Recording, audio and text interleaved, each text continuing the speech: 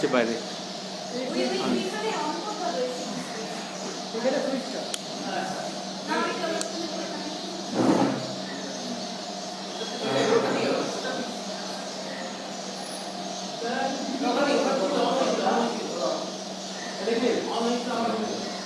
এগুলো সবাই দিচ্ছি না।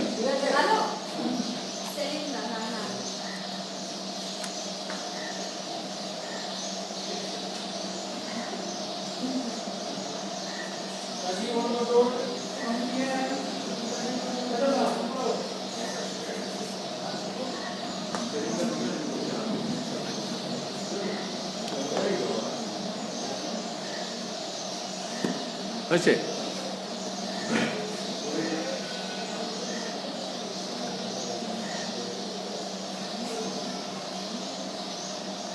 কেন্দ্রীয় ট্রেড ইউনিয়নগুলো, কর্মচারী ফেডারেশন, কৃষক সংগঠন, ক্ষেতমজুর সংগঠন এর ডাকে গোটা দেশে আজকে সাধারণ ধর্মঘটের ডাক দেওয়া হয়েছিল। গোটা দেশের সাথে আজকে পশ্চিমবঙ্গ, গোটা রাজ্য জুড়ে কোচবিহার থেকে কাকদ্বীপ মানুষের স্বতঃস্ফূর্ত সাড়ার মধ্য দিয়ে ধর্মঘট পালিত হচ্ছে। এর মধ্যে যথারীতি কিছু নাটুকেপনা ছিল তৃণমূল এবং বিজেপির তরফ থেকে। মিডিয়া ম্যানেজমেন্টের জন্য দু একটা ইভেন্ট অর্গানাইজ করা হয়েছিল, কিন্তু মানুষের মেজাজ গোটা দেশের সাথে রাজ্যেও ধরা পড়েছে। বিজেপি সরকার কেন্দ্রে এই গোটা 2020 বছরটা জুড়ে যে অপদার্থ দেখিয়েছেন, তাতে অর্থনীতির যে বেহাল অবস্থা হয়েছে, যাদের কাজ দেওয়ার কথা ছিল কাজের বদলে যারা কাজ করছিল তারা কর্মহীন হচ্ছে প্রতিদিন এবং কোটি সংখ্যায়। কৃষক তার ফসলের দাম দেওয়ার কথা ছিল উৎপাদনের খরচের 1.5 গুণ, আর 2020-তে কৃষকের আয় দ্বিগুণ করার কথা বলেছিলেন মোদী সরকার। আজকে কৃষক শুধু দিল্লির আশেপাশের রাজ্য থেকে পাঞ্জাব, হরিয়ানা, রাজস্থান, মধ্যপ্রদেশ, উত্তরপ্রদেশ, হিমাচল, দিল্লিতে যাবেন, তার সরকার যে কৃষি সংক্রান্ত 3টে অর্ডিন্যান্স জারি করে বিল করেছে গায়ের জোরে, তার বিরুদ্ধে প্রতিবাদ জানাতে। যেভাবে কৃষকের জমির ওপরে, কৃষকের পণ্যের ওপরে, কৃষকের বাজার, কৃষি বাজারের ওপরে কর্পোরেট পুঁজি হামলে পড়ছে এবং বিজেপি সরকার, মোদী বিশেষত তার নিজস্ব কর্পোরেট বন্ধুদের জন্য যেভাবে কৃষিক্ষেত্রে উন্মুক্ত করে দিচ্ছেন, তার প্রতিবাদ জানাতে এত ভয়। আপনারা দেখেছেন গত 2 দিন ধরে যা হচ্ছে, আজকেও যা হচ্ছে। যখন কৃষক প্রতিবাদ করতে নেমেছে, মোদী সরকার তার উপরে হামলে পড়েছে, বিজেপি সরকার তার উপর হামলে পড়েছে। হরিয়ানা সরকার বর্ডার সিল করেছেন। এই বিজেপি জিএসটি আনার সময় বলে 1 nation 1 tax, 1 nation 1 ration, 1 nation 1 act. আর গোটা দেশের কৃষকরা এক নয়। পাঞ্জাবে কৃষক হরিয়ানা ঢুকতে পারবে না, হরিয়ানা কৃষক দিল্লিতে আসতে পারবে না। তো কারা? আজকে বিজেপি সরকারের যে মুখোশ, সেটা উন্মোচিত হয়েছে। কিছু পেশাদারদের ব্যবহার করে নিয়ে, ভাড়াটে কিছু কলমচিকে দিয়ে ব্যবহার করছিলেন যে কৃষি সংক্রান্ত যে বিল পাশ হয়েছে সেটা নাকি কৃষকদের স্বার্থে। যদি কৃষকদের স্বার্থে হয় তাহলে কৃষকদের আটকাচ্ছেন কেন দিল্লিতে আসতে? আসলে যেভাবে সংসদকে অকেজো করা হয়েছে, যেভাবে সংসদীয় রীতিনীতিকে উপেক্ষা করা হয়েছে, এবং যেভাবে শ্রম কোড এবং তার সঙ্গে কৃষি সংক্রান্ত বিল পাশ করানো হয়েছে, তাতে মানুষ ক্ষিপ্ত। বৃহত্তর মেহনতি মানুষ, শ্রমিক এবং কৃষক, যাদের মেহনতে দেশ চলে, দেশ গড়ে। আজকে দেশের রাষ্ট্রায়ত্ত শিল্পকে বিক্রি করে দেওয়ার চেষ্টা আসছে, তার বিরুদ্ধে ছিল আজকে ধর্মঘট। সুরক্ষার নাম করে যে বিজেপি এসেছিল, যুদ্ধ দেখিয়ে, যুদ্ধের ভয় দেখিয়ে যে সরকার এসেছিল, সে যুদ্ধ সরঞ্জাম তৈরি করার যে আমাদের প্রতিরক্ষা কারখানা, সেগুলোকে এফডিআইয়ের নাম করে 100% এফডিআইয়ের নাম করে বেছে দেওয়ার চেষ্টা করছে। যদিও প্রতিরক্ষা কর্মীরা বিরোধ ব্যক্ত করেছে এবং আটকেছেন। আমাদের রাজ্যেরই 5টা কারখানা বেছে দিচ্ছে কেন্দ্র সরকারের রাষ্ট্রায়ত্ত। ব্যাংকগুলোকে লাটে তুলে দিয়েছে। তার প্রতিবাদ আজকে ব্যাংক কর্মচারী, ইন্স্যুরেন্স কর্মচারী, রাষ্ট্রায়ত্ত শিল্প, কেন্দ্র সরকারি সংস্থাগুলো এবং কেন্দ্র রাজ্য সরকারের কর্মচারীরা দিয়েছেন। বিগত কয়েক বছরের মধ্যে এত ব্যাপক সাড়া কোনো ধর্মঘটে পাওয়া যায়নি, যেটা আজকে দেখা গেল। তাতে কেন্দ্র এবং রাজ্য উভয় সরকার ভয় পেয়েছে। মূলত এই লড়াইটা, এই আন্দোলনটা, এই সংগ্রামটা, এই প্রচারটা, এই স্ট্রাইকটা ছিল কেন্দ্রীয় সরকারের বিরুদ্ধে। 7,500 টাকা জনধন খাতায় সবাইকে দিতে হবে, যারা আয় এতটা নয় যে যারা ইনকাম ট্যাক্সের আওতার মধ্যে পড়তে পারে তাদের জন্য। যারা 15 লক্ষ টাকা দেবে বলেছিল খাতায়, বিদেশ থেকে কালো টাকা নিয়ে এসে, তারা 7,500 টাকার ব্যাপারে একটা উচ্চবাচ্চা করছে না। গত মাস থেকে আমরা বলে যাচ্ছি। এই জন্যই তো হরতাল, এই জন্য ধর্মঘট। যারা বলেছিল 2 কোটি বেকারকে কাজ দেবে, গত 1 বছরে কয়েক কোটি বেকারের কাজ গেছে। এবং এই লকডাউন আনলকডাউনে ছোট ব্যবসায়ী, দোকানদার, হকার, তাদের পুঁজি শেষ হয়েছে গত কয়েক মাসে। তারা আজকে ধর্মঘটে সামিল হয়েছেন স্বতঃস্ফূর্তভাবে। যানবাহনের কর্মী, যানবাহনের মালিক, টোটো, অটো থেকে বাস, যদিও একটা সরকারি বাস চালানোর চেষ্টা করা হয়েছে, তাতে মানুষ রাখেননি। রেল তো বিপর্যস্ত করেই ফেলেছে, তার মধ্যে আজকে অনিয়ম ছিল, রেল চলতে পারেনি, বিভিন্ন জায়গায় অবরোধ হয়েছে। কেন্দ্র সরকারের জনবিরোধী নীতির বিরুদ্ধে গোটা দেশব্যাপী হরতাল, ধর্মঘট। সেখানে আমরা দেখলাম তৃণমূল কংগ্রেসের নেতৃত্বে সরকার, তাদের ব্যথা হলো গায়ে। সার্কুলার দিচ্ছে, চাকরি খাওয়ার ভয় দেখাচ্ছে, ছুটি দিতে পারবে না কেউ। তা সত্ত্বেও মানুষ তার যোগ্য জবাব দিয়েছেন। পুলিশ লেলি দেওয়া হয়েছে। বিশেষত আজকে ধর্মঘটে অল্প বয়সী, কম বয়সী ছেলেমেয়েরা, ছাত্র, যুব, টিনেজার্স, তাদের একটা উল্লেখযোগ্য অংশগ্রহণ ছিল মিছিলে, মিটিংয়ে, অবরোধে, পিকেটিংয়ে। তাদেরকে বাড়তি সেলাম জানাচ্ছি, লাল সেলাম জানাচ্ছি। এবং এই নতুন প্রজন্মের অংশগ্রহণে, যেমন লকডাউনের পিরিয়ডে গঠনমূলক কাজে, সেবামূলক কাজে এদের অংশগ্রহণে অনেকটা নতুন মাত্রা পেয়েছিল। ক্যান্টিন, শ্রমজীবী ক্যান্টিন, সবজি বাজার, মাস্ক বিলি, সেরকম স্যানিটাইজার বিলি, সেরকম আজকেও নতুন মাত্রা পেয়েছে এই আন্দোলন।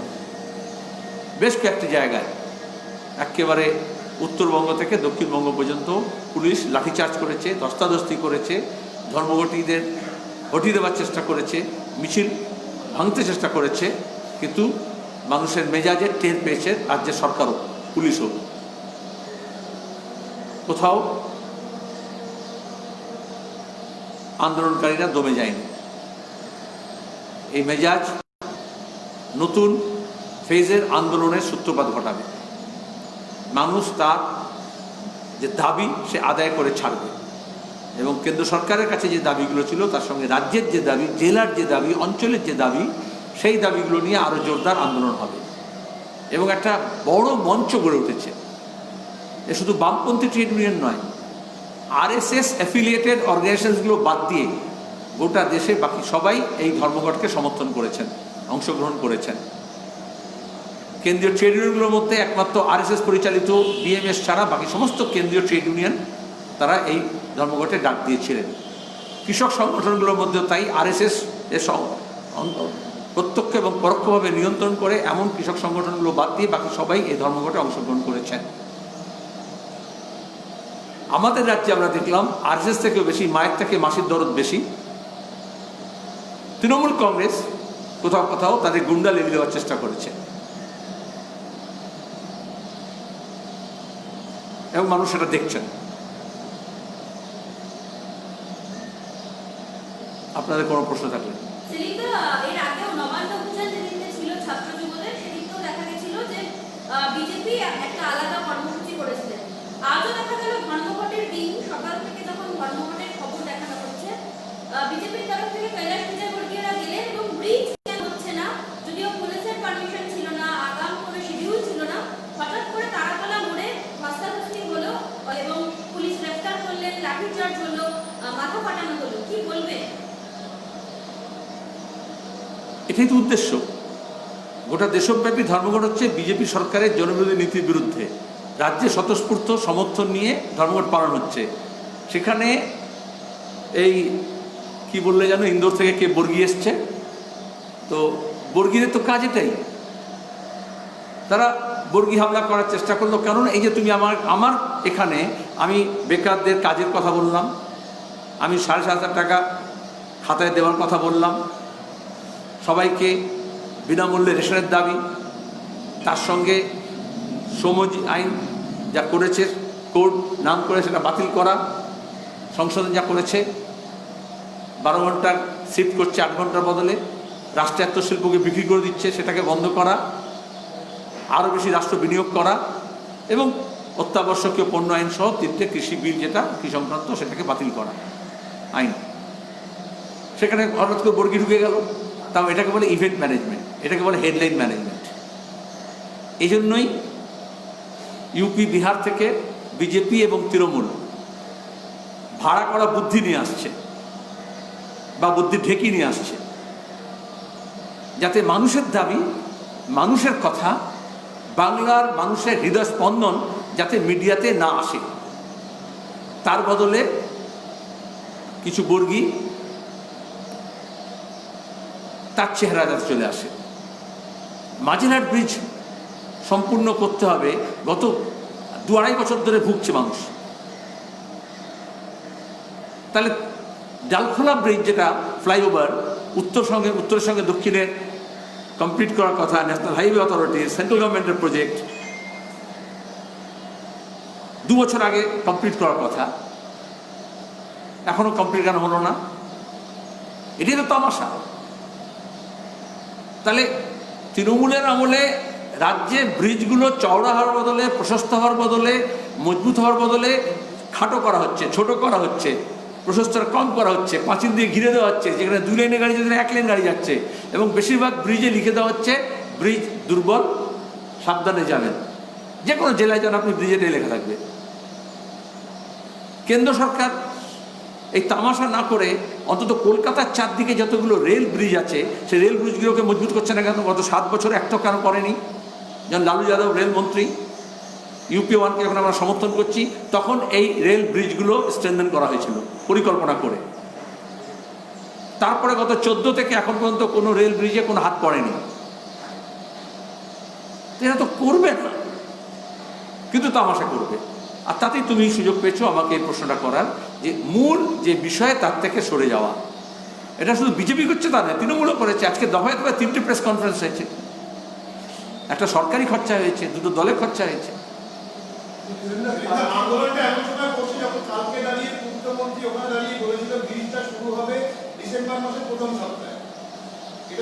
এটাকে আন্দোলন বলে না, এটাকে তামাশা বলে। তুমি গ্লোরিফাই করছো কেন? আন্দোলন মানে মহান জিনিস একটা, তাকে অপমান করো না।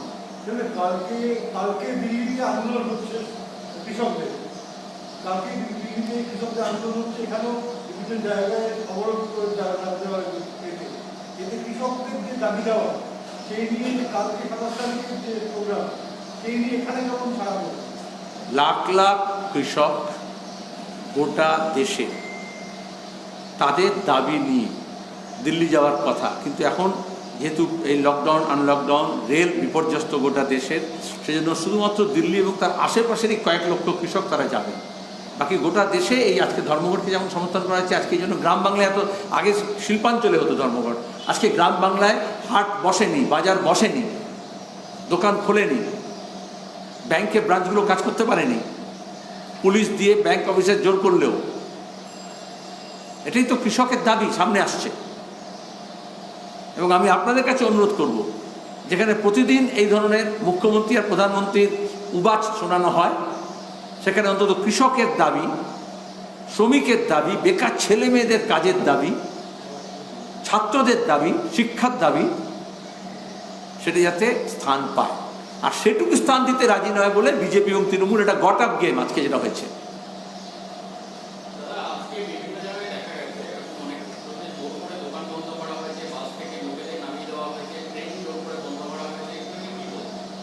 একদিকে তোমরা বলছো বামপন্থীদের জোরই নেই, আবার বলছো জোর করে বন্ধ করে দিয়েছে।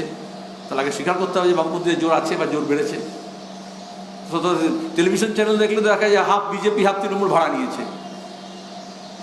তো যেখানে বামপন্থীরা যেখানে মজবুত আছে সেখানে তারা মজবুত, ঐক্যবদ্ধ। এবং শুধু বামপন্থী নয়, বামপন্থীদের সঙ্গে আর অনেক সংগঠন যুক্ত হয়েছে। বললাম RSS ছাড়া বাকি সব সংগঠন যুক্ত হয়েছে। স্বাভাবিকভাবে সেখানে মানুষের স্পন্দন ছিল, স্বতঃস্ফূর্ত ছিল। অন্তত চিফ সেক্রেটারি প্রেস কনফারেন্স করেছেন, সেখানে তিনি এই কথা বলেননি যে আজকে জোর করে কেউ কিছু করেছে। তুমি বলছো, বলো। মুখ্যমন্ত্রী ঘোষণা করলেন এবার থেকে সবাই পরিবারে 4 জন থাকুন, 5 জন থাকুন, যতজনই থাকুন সবাই স্বাস্থ্যসাথী কার্ড পাবেন এবং পৃথিবীর মধ্যে কোনো একটি সরকার যারা প্রথম এই ধরনের পরিষেবা দিচ্ছেন পশ্চিমবঙ্গ সরকার। প্রধানমন্ত্রী যা করেন সবই তো বিশ্ব শ্রেষ্ঠ করেন আর কি। মুখ্যমন্ত্রী বলেছেন সবই তো বিশ্ব শ্রেষ্ঠ করেন মুখ্যমন্ত্রী, তাই প্রধানমন্ত্রী তাই করেন। প্রধানমন্ত্রী গত 7 বছর ধরে শুনিনি যে গোটা বিশ্বে জগৎ সেবায় শ্রেষ্ঠ আসন নিচ্ছে ভারত। করোনা ক্ষেত্রে দেখা গেল একমাত্র করোনা ক্ষেত্রে শ্রেষ্ঠত্বের শিরোপা নেওয়ার জন্য লড়ছেন। মুখ্যমন্ত্রী এরকম রোমের রাজপথ থেকে ব্যাংকক পর্যন্ত ঘুরে যাননি বিশ্ব বাংলা করে যে শিল্প আনবেন। আবার তিনি বলছেন তিনি নাকি এমন করেছেন, তিনিই করেছেন, আমি করেছি, সবই তিনি করেছেন। নেতাজি সুভাষচন্দ্র বোসের নামে ইন্টারন্যাশনাল এয়ারপোর্ট বাম আমলে করা হলো, আমি তখন চেয়ারম্যান স্ট্যান্ডিং কমিটি সিভিল এভিয়েশনের, উনি বললেন আমি করে দিয়েছি। উনি তো আজকে যা বলেছেন মাঝিরহাট ব্রিজ নিয়ে বলতে গিয়ে বললেন যে বেহালাটা উনিই তৈরি করেছেন। বলছেন বলেননি বেহালা যা কিছু সব উনিই করেছেন। আকারটা বাড়তি বলেছেন, উনি বেহাল করেছেন, রাজ্যটাকে বেহাল করেছেন, আটা এক্সট্রা হয়ে গিয়েছে, এমফ্যাসিস অ্যাড হয়েছে। ওনার প্রশ্নের উত্তর দিয়ে দিই আমি। কার্ড দেবেন বলেছেন। যে সরকার আজ পর্যন্ত ডিজিটাল রেশন কার্ড সবাইকে দিতে পারেনি, এখনও রাজ্যে 5 থেকে 6% মানুষ গ্রাম বাংলায় পাবে, বস্তিতে পাবে, যারা বলছে আমি ডিজিটাল কার্ড পাইনি। যার ফলে এই করোনার সময় কুপন দিতে হয়েছিল। সেই কুপন নিয়ে তৃণমূল দুর্নীতি করেছিল, চাল চুরি করেছিল। আগে সবাইকে ডিজিটাল কার্ড দিক। এক একটা ব্লকে তোমরা যদি সাংবাদিক পাঠাও, সেখানে আমি তোমাকে দেখিয়ে দেবো কোন ব্লকে কত লোক তারা কার্ড পায়নি, বারবার দরখাস্ত করার পরে। আর উনি হঠাৎ করে এখন যখন যাবার বেলায় জীবন যখন শুকায় যাবে করোনা ধারা এসো, স্বাস্থ্যের অবস্থা বেহাল করেছেন। হাসপাতালে বেড নেই, হাসপাতালের সামনে রুগী মারা যাচ্ছে, বেড পাচ্ছে না, ইমার্জেন্সিতে মারা যাচ্ছে, অ্যাটেন্ডেড হচ্ছে না। চিকিৎসক, চিকিৎসাকর্মী, নার্সরা তারা অক্লান্ত পরিশ্রম করেছেন, জীবনের ঝুঁকি নিয়ে করেছেন। আর এই জন্যই এই করোনার সময় সবচেয়ে বেশি চিকিৎসক, চিকিৎসাকর্মী আক্রান্ত হয়েছে আমাদের রাজ্যে। সরকার তাকে প্রোটেক্ট করতে পারেনি। আর এখন তিনি একটা ডিজিটাল স্মার্ট কার্ড দেখাচ্ছেন। ও কার্ড দিয়ে কী হবে? প্রধানমন্ত্রী যেরকম তোমরা সবাই বিজ্ঞাপন দিয়েছিলে আর যেরকম বলেছিলেন স্বাস্থ্য বিমা করে দিচ্ছি, এই সময় গত 1 বছর স্বাস্থ্য বিমা কাজে লাগলো? ও তো বিমা কোম্পানির লাভ হলো। এখানে তো জানতে হবে এর মধ্যে কি কিকব্যাক আছে, কাটমানি বলে এখানে, আবার সেটা কি কাটমানি আছে।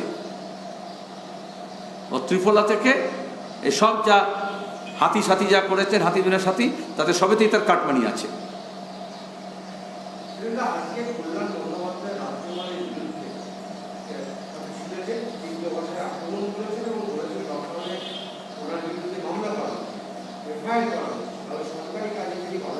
এ তো বললাম হাজার হাজার মানুষ, লাখ লাখ মানুষ, শ্রমিক, কৃষক, ছাত্র, যুব আজকে রাস্তায় নেমেছে তাদের দাবি দেওয়া নিয়ে। এই নকল যুদ্ধ বিজেপি তৃণমূলের আর রাজ্যপাল মুখ্যমন্ত্রীর টুইট যুদ্ধ তো আমরা সেই টেস্টের কেলেঙ্কারি সম্বন্ধে দেখে আসছি। আজকেও তাই। এটাই তো বললাম মিডিয়া ম্যানেজমেন্ট এটাকে বলে। এই জন্যই তো খাকে পিকে টাকা নিয়ে আসে। তারা বলে হঠাৎ করে সকাল থেকে লাল ঝান্ডা দেখা যাচ্ছে, মিছিল দেখা যাচ্ছে, প্রতিবাদ হচ্ছে, সুতরাং চালাও, লাগাও। এদিকে এইসব বলবে আর ওদিকে ফোন করে বলে দেবে যে দাদা কিছু মনে করবেন না। অমিত শাহ যখন এসেছিল মমতা ব্যানার্জি বলেনি জয় শাহকে ফোন করে তোমার বাবার মুখোশটা ঠিক মতো আছে না নেই? কোনটা মুখ আর কোনটা মুখোশ? এটা নিয়ে তো তোমাকে আমাকে প্রশ্ন করতে হয় না। তো অমিত শাহকে গিয়ে রাজীব কুমারকে বাঁচাতে পারেন, ভাইপোকে বাঁচাতে পারেন, গভর্নর নিয়ে বলতে পারেন না?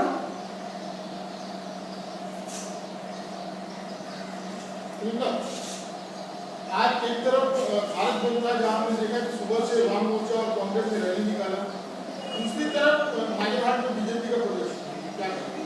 तो दूसरी तरफ हो गया पूरा देश में जनरल स्ट्राइक, और यहाँ 20 लोगों का प्रदर्शन है, क्या बोलते हैं, तमाशा। दो को एक जगह मत करो, बल्कि ये बोलो जब पूरे देश में आज स्ट्राइक हो रहा है मजदूरों का, किसानों का, उस वक्त बीजेपी के हरियाणा सरकार शासन किस तरह से किसानों के ऊपर इसी सर्दी में रात भर जुल्म ढाया।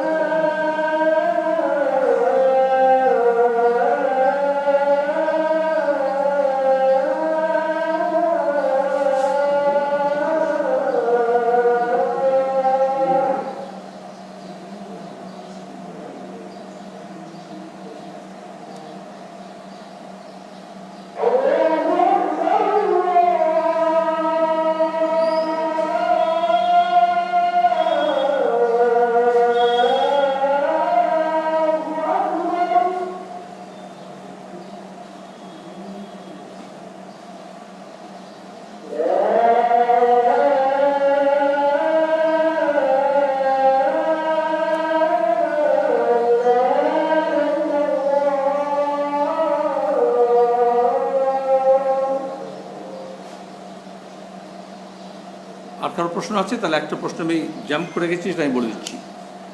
ये जो 3 सवाल है हिंदी का, 3 3 है हिंदी में, तो अलग से कर लेना। हिंदी बाद में कर लेना। हाँ? হ্যাঁ,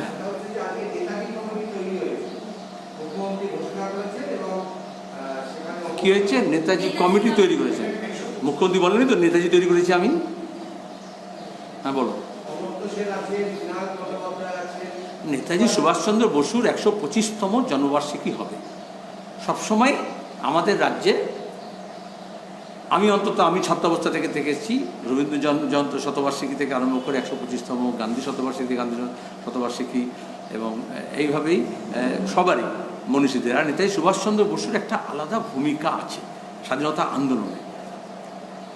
সেখানে দাঁড়িয়ে দেশের মাটিতে, দেশের বাইরে গিয়ে তিনি স্বাধীনতার জন্য লড়াই করেছেন, সর্বস্ব পণ করেছেন।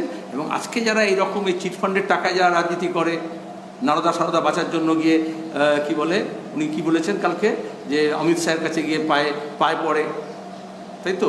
তার বোঝা গেল কে পায়ে পড়ে। সেখানে নেতাজি সুভাষচন্দ্র বসু বাংলার মানুষের, এই যে আজকে সিদ্ধারা করে এখন আমরা আছি, তাহলে আপসহীন নেতা। সেখানে দাঁড়িয়ে তার 125তম বার্ষিকী হবে। সেখানে উচিত ছিল যে আরও বৃহত্তর একটা কমিটি তৈরি করা সবাইকে নিয়ে। উনি যেন বলেন আমি তৈরি করেছি, তাতে দুজন নোবেল লরেটকে রেখেছেন, তো বাকি 1-2জন বুদ্ধিজীবীকে রেখেছেন, বাকিরা তার দলীয় কমিটি তৈরি করেছেন।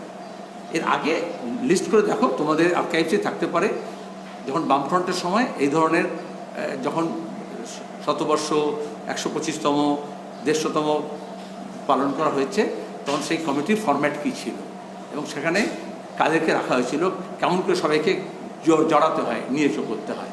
এটা হচ্ছে মোদি বা মমতা দুজনেই এক, স্বৈরতান্ত্রিক প্রবণতা থাকলে তাই হয়, আসাব করতে চায়, সবটা নিজে আসাব করতে চায় যে আমি নাহলে কেউ জানতোই না। 2, ভোটের বছর হলে একটু বেশি মনে পড়ে। বামফ্রন্ট দীর্ঘদিন ধরে নেতাজি সুভাষচন্দ্র বসুর জন্মদিনকে দেশপ্রেমিক দিবস হিসেবে ঘোষণা করার জন্য, দেশপ্রেমী দিবস হিসেবে ঘোষণা করার জন্য দাবি জানিয়ে আসছে সংসদের বাইরে, কেন্দ্র সরকারের কাছে। আমরা আমাদের রাজ্যে তাই করি, কিন্তু উনি এই কথা বললেন না। যখন দেশপ্রেম নিয়ে দেশদ্রোহীরা টানাটানি করছে, যারা বিজেপি নেতৃত্বে আজকে, যারা তৎকালীন হিন্দু মহাসভা এবং আরএসএসের নেতৃত্ব হিসেবে স্বাধীনতা আন্দোলনের বিরোধিতা করেছিল, তখন আমরা দেখি এটা হওয়ার পরে দেখবে বিজেপিও, মোদিও কি যারা ঘোষণা করবেন, ভোটের বছর আছে, এবারে পশ্চিমবঙ্গের ভোট আছে বলে, এটা যদি পশ্চিমবঙ্গের ভোট নয়, যদি অন্য রাজ্যের ভোট, তাহলে সেখানে সেই আইকন নিয়ে তারা ছুটতেন, তাই করেছেন। আমরা এটাকে, নেতাজি সুভাষচন্দ্র বোসকে এই ভাগাভাগির মধ্যে নিয়ে যেতে চাই না। তো মনে হচ্ছে 2016 সালে লোকসভা নির্বাচন, বিধানসভা নির্বাচন ছিল, সেই বছরই বলা হয়েছিল সব ফাইল খুলে দেওয়া হচ্ছে, আর তখন অনেক মিডিয়া লিখেছিল তার মধ্যে অনেক বামপন্থীদের নানা রকম সব বেরোবে, তাই না? কেন হওয়া? তারপরে ফাইলটা খোলা হলো, কি বেরোলো? আবার 2016 বোধ মোদি এবং মমতা 2016 বিধানসভা নির্বাচনের আগে নেতাজিকে মনে করেছিলেন এবং আবার 2021-এর আগে মনে করছেন। কেন? প্রত্যেক বছরই তো 23শে জানুয়ারি আসে।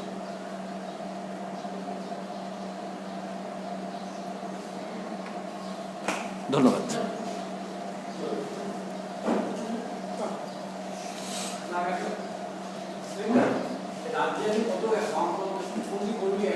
হ্যাঁ, কি সব জেলা রিপোর্ট আছে, সব জায়গার কনসোলিডেটেড রিপোর্টও আছে, এখনো আসেনি, সব জেলা থেকে আসেনি, তো বেশিরভাগ জেলা রিপোর্ট চলে এসছে। প্রত্যেকটা জেলা ধরে ধরে আছে কোথায় কতজনকে গ্রেপ্তার করেছে। হ্যাঁ, যেমন আমি প্রথমে তুলে দেখলাম, ফার্স্ট পশ্চিম বর্ধমান, দুর্গাপুর 331 জনকে গ্রেপ্তার করেছে। একটা আমি এরকম অসংখ্য আমি বললাম, কয়েক হাজার। কনসোলিডেটেড রিপোর্ট না হলে আমি একজ্যাক্ট ফিগার দিতে পারবো না, আমি যে কোনো একটা পাতা তুলে আমি বলতে পারবো কতজন গ্রেপ্তার হয়েছে, কোথায় কত। কিন্তু বেশিরভাগ জায়গায় মানুষের চাপে গ্রেপ্তার করে বেশিক্ষণ রাখতে পারেনি, তারা ছাড়তে বাধ্য হয়েছে, কয়েকজনকে রেখেছে। যেমন কোথাও 6 জনকে, কোথাও 20 জনকে, কোথাও 25 জনকে ধরে রেখেছে। আমাদের এখানে বারাসাতে পুলিশ ছাত্রদের উপর হামলা করেছে। আমাদের এখানে বিভিন্ন জায়গায়, অন্তত 7টা এলাকায় জায়গায় যেখানে ছাত্রদের উপর হামলা করেছে। একজন ছাত্রী তো থানায় বসে পরীক্ষা দিতে হয়েছে আজকে। সেলিম, আরেকটা প্রশ্ন, গতকাল বা মুখ্যমন্ত্রী এর আগে বা জেলায় সমস্ত সভায় যাচ্ছেন, একটা স্লোগান কমন দিচ্ছেন, গতকালও দিয়েছেন, সিপিএম লোভী, বিজেপি ভোগী, আর তৃণমূল যারা করেন তারা ত্যাগী। আমি তো হতভম্ব এই প্রশ্ন এটা শুনে। উনি কি আয়নার সামনে দাঁড়িয়ে বলছেন? আমি জানি না। উনি তো আরো বলেছেন, এটা বলেছেন না কেন? কালকে উনি বলেছেন না, নারদা সারদাকে বাঁচার জন্য সিপিএম বিজেপির পায়ে গিয়ে পড়েছে। তার মানে কি? এক, বিজেপি সরকার এমন যে কেউ যদি ইডি, সিবিআই, জেল কেস থেকে বাঁচতে চায় তাহলে বিজেপির পায়ে গিয়ে পড়তে হয়। তাহলে তার সঙ্গী মুকুল রায় থেকে বাকি সবাই তৃণমূলরা যারা গিয়ে বিজেপির পায়ে পড়েছে, তারা এইসব নারদা সারদার মামলা থেকে বাঁচার জন্য পড়েছে। আর উনি নারদার সময় টাকা খেয়েছে কারা, নতুন করে ভিডিও দেখিয়ে দিও। নারদার কেসটাকে ধামা চাপা দেওয়ার জন্য আদবানির পায়ে কে পড়েছিল নতুন করে বলতে হবে? পার্লামেন্টে তো বলেছি, চোরের মায়ের বড় গলা। তাহলে আদবানি কমিটি, পার্লামেন্টের কমিটি গত 7 বছর ধরে কেন, 6 বছর ধরে কেন বসলো না এবং সিদ্ধান্ত নিল না? আজকেও স্পিকার, এখনও বিজেপির স্পিকার কেন অনুমতি দিচ্ছেন না নারদার ওই কেসে যারা তৃণমূলের এমপি আছে তাদের বিরুদ্ধে মোকদ্দমা করার জন্য ফাইল ক্লিয়ার করছেন না? তাহলে কে গিয়ে পায়ে পড়েছে? সিপিএমকে বড় দরকার আছে। সিপিএম তো বলেছে চোর, চোরকে ধরো, জেল ভরো। চিটফান্ডের ব্যাপারে কারা ধরা পড়েছিল? এই যে সুদীপ বন্দ্যোপাধ্যায় জেলে যায়নি, এমপি। তারপরে কে গিয়ে পায়ে ধরে সিবিআইকে আপিল করতে বারণ করেছিল? সিবিআই ঘোষণা করেছিল ভুবনেশ্বর জেল থেকে যখন জামিন পায় যে আমরা সুপ্রিম কোর্টে আপিল করব। তারপর অমিত শাহের সঙ্গে বৈঠক করেন মমতা ব্যানার্জি এবং আপিল করেনি সিবিআই। তাহলে বিজেপি আর তৃণমূলের চরিত্র আমাদের কাছে নতুন করে দেখতে হবে। মমতা ব্যানার্জি বলেন উনি ত্যাগী। হ্যাঁ, উনি সততা ত্যাগ করেছেন। আগে উনি সাইনবোর্ড লাগাতেন সততার প্রতীক, এখন ওটা পুরোপুরি ত্যাগ করে দিয়েছেন। এখন আর সততার প্রতীকও বলেন না, সততার কথাও বলেন না। উনি এক সময় প্রথমে যখন এসেছিলেন তখন উনি মূল্যবোধের রাজনীতি এই শব্দটা বলতেন। এই শতাব্দীর গোড়ায় পুরনো বক্তৃতাগুলো দেখবে, মূল্যবোধের রাজনীতি করব। এখন উনি মূল্য বুঝেছেন, বোধটাকে ত্যাগ করেছেন। উনি বলতেন গণতন্ত্র সিপিএমের আমলে ধ্বংস হয়ে গেছে, আমি গণতন্ত্র ফিরিয়ে দেবো। এখন এই গণতন্ত্র শব্দটা উচ্চারণ করেন না, ওটা ত্যাগ করেছেন।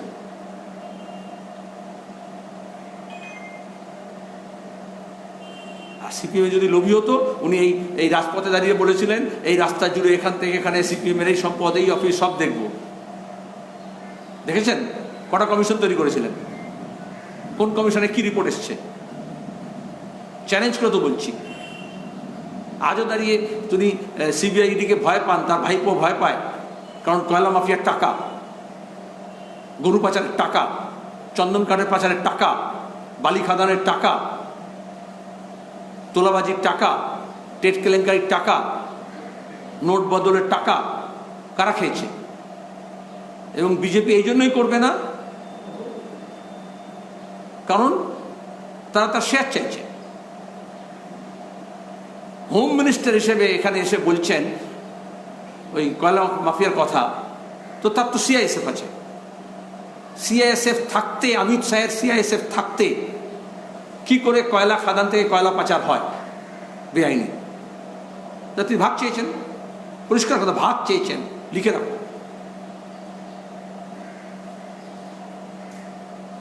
গরু পাচার কি করে হয়? বিএসএফ আছে হোম মিনিস্টারের, কেন আটকান না?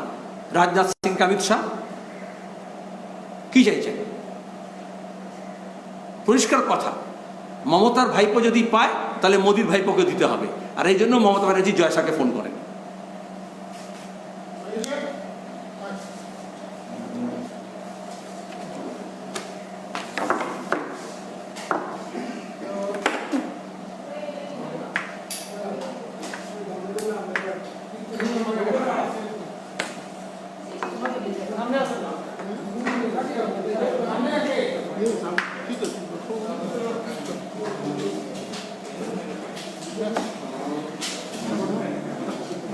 हिंदी उर्दू जिसको लेना है एक साथ ले लो, बात में नहीं बोल रहा, ले लो, है ना तुम्हारा? हाँ ठीक है, सवाल कौन था? ले लो, एक साथ रखो ना।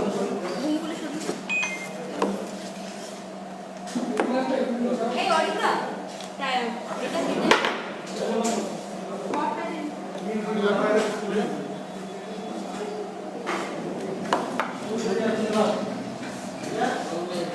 ওটা দেবে সোশ্যাল মিডিয়ায়, জয়াশাকে ওই জন্যই ফোন করে, ভাবছে ওরা, হ্যাঁ ফোন করে বলে দিয়েছেন, হ্যাঁ কবে।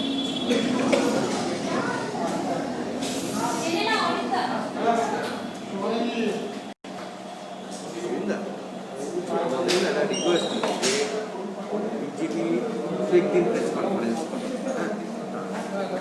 তৃণমূলও এখন সেই থেকে শুক্রবার দিনে 2-3টে করে, হ্যাঁ হ্যাঁ করে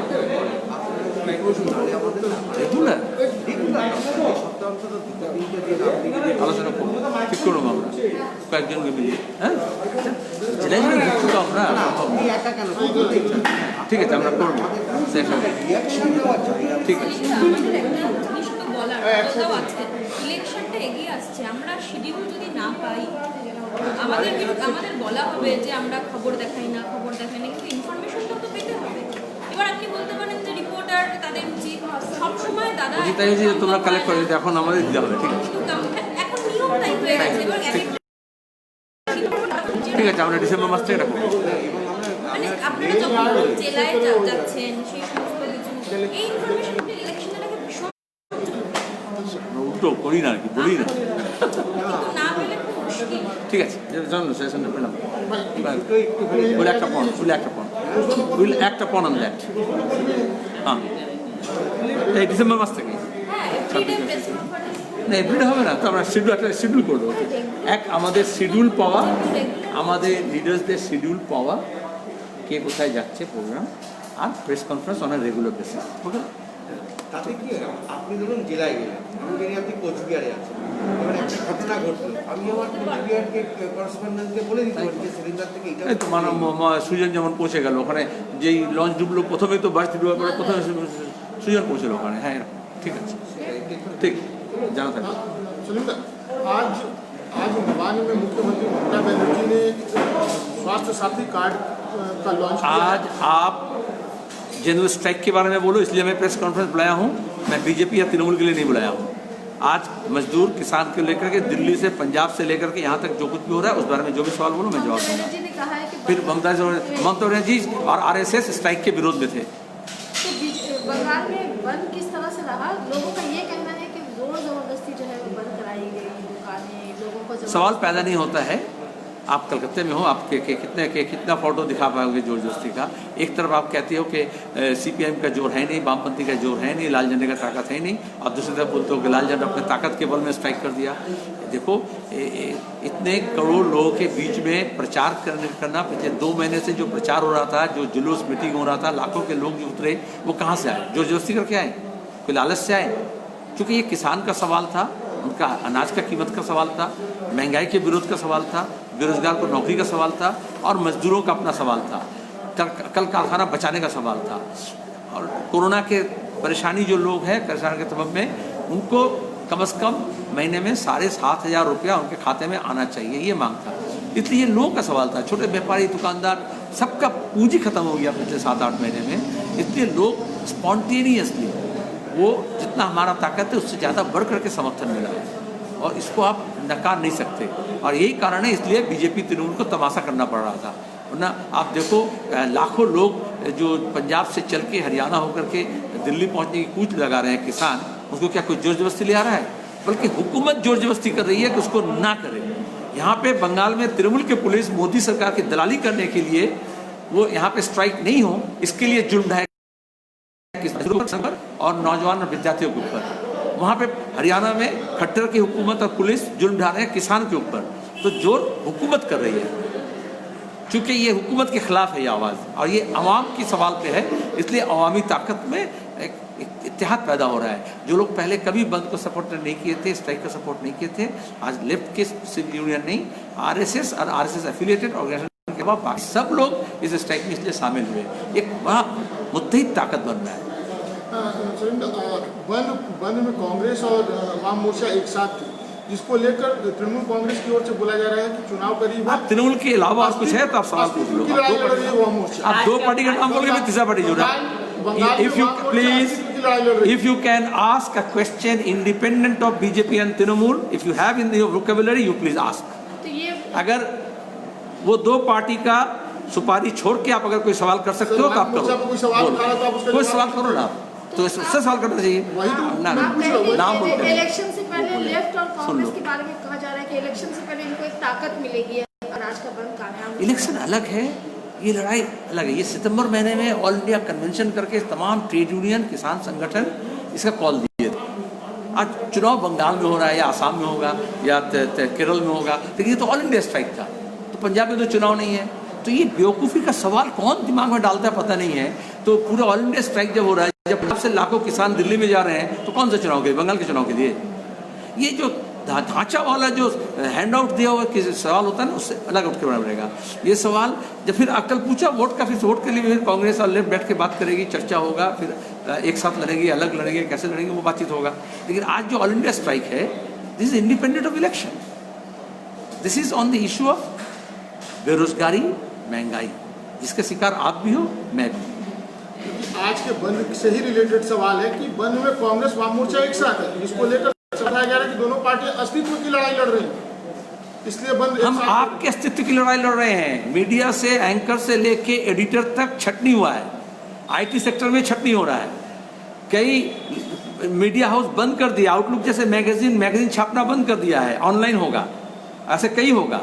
ठीक है, सिर्फ जहां बड़े बड़े पूंजी का कुछ लागत हो रहा है कॉर्पोरेट का, वो मीडिया बच जा रहा है, बाकी लोगों का तनख्वाह कमाया जा रहा है, घट रहा है। टाइम्स ऑफ इंडिया जैसे कंपनी भी आंध्र प्रदेश के चीफ मिनिस्टर से एग्रीमेंट करना पड़ रहा है कि तुम्हारा इमेज बढ़ने के लिए कुछ हम करेंगे, तुम हमको कुछ पैसा दो। यहाँ बंगाल में भी ऐसे ही हो रहा है, चाहे ईटीवी हो, चाहे न्यूज़ 18 हो, मैं नाम लेके बोल रहा हूँ, चाहे एबीपी आनंद हो, चाहे जी न्यूज़ हो, किसी तरह से सरकार के विज्ञापन के ऊपर निर्भर करना पड़ता है, नहीं तो तनख्वाह दे नहीं पा रहे हैं। क्योंकि पूरे देश में जीडीपी घट गया है, पूरे देश के अर्थनीति चौपट है। मोदी करके जो लोग चिल्ला रहे थे उनका बिजनेस भी ठप पड़ गया है। इसलिए लोग जो है, किसान और मजदूर मिलकर के ये स्ट्राइक बुलाए हैं, और हम वाम मोर्चा ऊपर से इसको समर्थन किए हैं, और पहली बार कांग्रेस भी समर्थन की है। तो इससे हम अपने अस्तित्व के लिए नहीं लड़ रहे हैं, देश के अस्तित्व के लिए, देश की अस्मिता के लिए, देश की अर्थनीति के लिए, और बेरोजगारों के नौकरी के लिए, और किसानों के अनाज की कीमत के लिए ये लड़ाई है। बल्कि हाँ, ये बात आप सही कहा कि अगर वामपंथियों का अस्तित्व संकट में आता है तो देश का एकता संकट में आता है। किसान और मजदूर का आमदनी, छोटे व्यापारी कारोबारी का बिजनेस ठप पड़ जाता है। इसलिए वो अपने बिजनेस को, अपने कारोबार को, अपने खेती को जब और ज़्यादा ढंग से चलाने के लिए वो वामपंथी को मजबूत करेंगे। एक अंतिम सवाल है मुझे आपसे कि वाम मोर्चा सरकार पर सवाल उठाए गए हैं कि मुफ्त शिक्षा, मुफ्त राशन और मुफ्त इलाज केवल वर्तमान सरकार दे पा रही है, जो विश्व में अकेली सरकार है, वाम मोर्चा सरकार नहीं दे पाई। ममता बनर्जी झूठ बोलने में माहिर है। 1.5 रुपया पूरा लेकर के खा गई, हजम कर ली, और अधिकार भी नहीं ली। ठीक है, उससे कुछ पैसे से कुछ मीडिया चैनल खरीदे, कुछ एडिटर को एमपी बना दी। तो इसलिए आज वो जब बोल रही हैं, सबको मालूम है कि पूरे देश के अंदर 12वीं दर्जे तक मुफ्त तालीम का इंतजाम वामपंथ मोर्चा के सरकार में हुआ। हमारे यहाँ जब लेफ्ट फ्रंट गवर्नमेंट जा रही थी, उस वक्त हमारे यहाँ पे मुफ्त में सरकारी व्यवस्था में, अस्पतालों में इलाज होता था 73% का। अभी 60% का भी नहीं होता है। अभी सब नर्सिंग होम में जाते हैं। ये कोविड के टाइम में बीजेपी की सरकार हो या ममता की सरकार हो, दोनों उजागर कर दिए कि आपको अगर बीमारी होगा तो टेस्ट का खर्चा आपको, डायग्नोस्टिक का खर्चा आपको, अस्पताल का बेड का के लिए दौड़ना आपको, सरकार की जिम्मेदारी नहीं है। इसलिए हम जहाँ जहाँ पूरे विश्व में आप देखो, जहाँ पूंजीवादी समाज था, वहाँ भी ये बोल रहे हैं कि सरकारी व्यवस्था को ढंग से चलाना पड़ेगा, नहीं तो ऐसे जो महामारी होता है उसको आप रोकथाम नहीं कर पाएंगे। आप इंश्योरेंस का कार्ड दिखा करके आप इलाज का बंदोबस्त नहीं कर पाएंगे। हमें बड़े बड़े कंपनी का इंश्योरेंस का कार्ड नहीं चाहिए, हमें अस्पताल में बेड चाहिए, हमें डायग्नोस्टिक सेंटर चाहिए, हमें टेस्ट का किट चाहिए, हमें डॉक्टर्स चाहिए, हमें नर्स चाहिए, हमें वेंटिलेटर चाहिए, हमें आईसीयू चाहिए। जो आज एक को भी आईसीयू अगर जरूरत होगा, आज अभी इस वक्त अगर कोई इमरजेंसी जरूरत होगा तो आपको कोई नर्सिंग होम में जाना पड़ेगा, सरकारी अस्पताल में आईसीयू नहीं मिल रहा है। तो ये बोल के बकवास बोल के क्या फायदा है, जो हकीकत है वो सामने आपका। और नेताजी को भी उन्होंने कहा है कि नेताजी को लेकर हम लोगों ने बहुत कुछ किया। उनके पीछे कोई सवाल पूछेंगे, हमारे से कोई सवाल नहीं पूछेंगे। तो उनसे अगर हिम्मत होता, ये सबसे हम इसलिए बोलते हैं कि मोदी ममता दोनों प्रेस कॉन्फ्रेंस में क्वेश्चन अलाउ नहीं करती, उनका क्वेश्चन हमें आगे करते हो। कोई का हिम्मत नहीं है, कोई एडिटर की हिम्मत नहीं है कि मोदी से या ममता से सवाल पूछे। ये कैसा, मैं आपके सवाल का जवाब दूंगा, मैं जानता हूँ। एक ऐसा हुआ ना, एक आदमी थोड़ा नशे में था, सुन लो, हाँ हम जब ठीक है बोलते हैं, एक आदमी थोड़ा नशे में था तो वो देखता है एक लैंप पोस्ट के नीचे वो एक वो ढूंढ रहा है कुछ, दूसरा राहगीर था, वो बोला क्या बात है, क्या ढूंढ रहे हो? तो बोलता है कि वहाँ पे हमारा वो पैसा गिर गया, उसको ढूंढ रहे हैं। तो बोलता 98 गिर गया। तो ढूंढने लगा, वो भी बेचारा मदद करे, नहीं मिला। तो बोलता है अरे कहाँ, यहाँ तो नहीं दिखने मिल रहा है। बोलता नहीं यहाँ नहीं गिरा, वहाँ गिरा। तो वहाँ क्यों नहीं ढूंढ रहा, तो यहाँ क्यों ढूंढ रहा है? बोले वहाँ अंधेरा है ना, यहाँ रोशनी है। तो जहाँ सवाल पूछना था वहाँ नहीं पूछे, वो यहाँ के पूछ रहे, इसलिए ऐसे हो गया है। अब बोलो नहीं बोलो। हाँ, नेताजी को लेकर उन्होंने कहा कि नेताजी एयरपोर्ट तक हम लोगों ने तैयार किया। हम तो बोले, वो ये नहीं कहे कि नेताजी को हमने बनाया है, ऐसी बोलती है वो। आज बेहला के बारे में वही कही कि बेहला का जितना कुछ हम ही किए। अजीब हालत है। हम जो ममता मोदी भी यही कहते हैं ना, हर जो तानाशाही होता है ना, तानाशाही रवैया, ये वो नहीं बोल रही है। ये तानाशाही रवैया बोलता है कि मेरे पहले दुनिया नहीं था, मेरे बाद भी दुनिया नहीं रहेगा, हम ही से ये दुनिया शुरू हुआ है और हम ही से ये समाप्त होगा। इसलिए बोले बेहाल हम बनाए। अच्छा, हम कभी बोल सकते थे, ज्योति बसु की बोल सकते थे कि हम बंगाल में जो कुछ हम किए, तो पहले विधान राय थे, उससे पहले सिद्धार्थ राय थे, उससे पहले अंग्रेज ने कुछ किया ना। रेल लाइन हम नहीं बोल सकते थे हम लोग बनाए हैं, आज़ादी के पहले से रेल लाइन बना है, तो उसको तो आपको स्वीकार करना पड़ेगा। कुछ मुगलिया दौर में चालू हुआ है। लेकिन मोदी भी बोलते हैं कि 70 साल में कुछ नहीं हुआ, ममता भी यही बोलती है 34 साल में कुछ नहीं हुआ। ये दोनों का सिलेबस आडवाणी के पाठशाला में एक ही सिलेबस में दोनों पढ़ी हैं, एक ही वक्त में, एक ही क्लास में। धन्यवाद।